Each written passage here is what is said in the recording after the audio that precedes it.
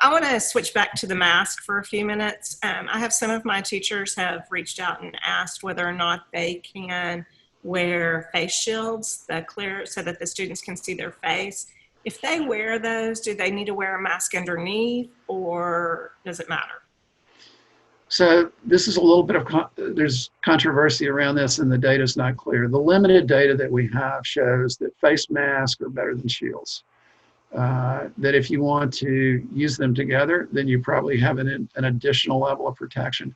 The other thing is there's all kind of face shields. And some of them allow air in at the top and at the bottom, and those are probably not very effective for, if you will, the airborne issues around COVID-19.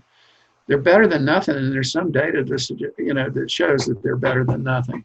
And there are unique situations that are involved in language skill teaching and that kind of thing, and where it's really hard for people to communicate without seeing their lips and that kind of thing. I really don't know how to, this is one of those cases where virtual learning actually may be better than in-person learning for some of these things. And I think that I had some discussions yesterday with an elementary school here in Central Arkansas that was planning, and I had probably 30 faculty members and the nurses and the principal all Zooming together. First of all, I want to say it was a really heartwarming experience. I think my regard for the teaching profession continues to go up and up and up.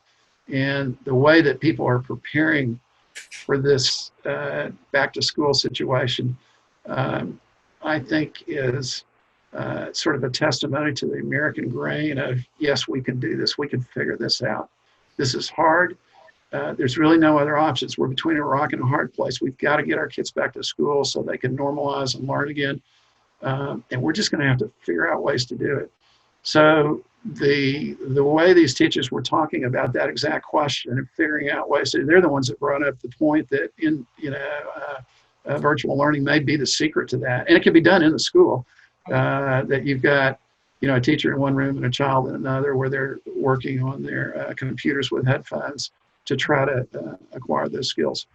So bottom line is the face shields are not as good as masks, and my preference would be mask or working in a separate area virtually. Face shields can be added on for certain activities if needed, if there's concern about that. Now, again, we've talked about 6 feet, 12 feet, how far away can you be without a mask, without a shield? And that brings up another issue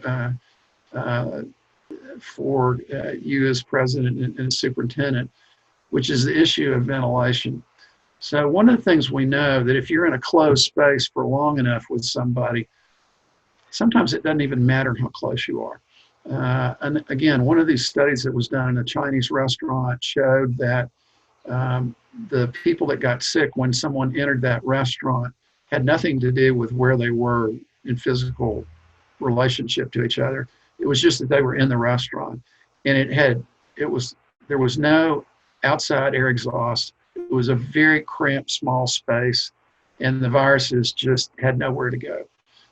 So if you're a teacher and you're in a classroom for a long time with an individual, the fact that you're 12 feet away is probably pretty good, but it's not 100%. And so wearing masks is probably protective for both the students and the teachers as much as possible. And I know that's hard. It's hard to talk through the mask. And again, the courage and energy that I got from the group yesterday was really heartwarming. But also being realistic. This is going to be a long haul. I don't think that we're going to see relief this school year. We may, and that would be great. But I think probably through the fall and spring, we're going to have to maintain this as our new way of school life for a few months. So people are going to get tired, they're going to get fatigued, they're going to get discouraged, but we're going to have to do what we've always done as Americans, whether it was at Valley Forge or World War II or after 9/11. We're going to have to put up with some new inconveniences, but we're doing it for our kids. And it's something that we've always done, and people who have chosen this as a profession understand that there's always been sacrifice associated with teaching. It's a different kind of sacrifice now, but it's one kids need worse than ever, because I think for those of you who have kids and have counseled children, it's been a tough spring. So getting back to school is a huge plus for everybody.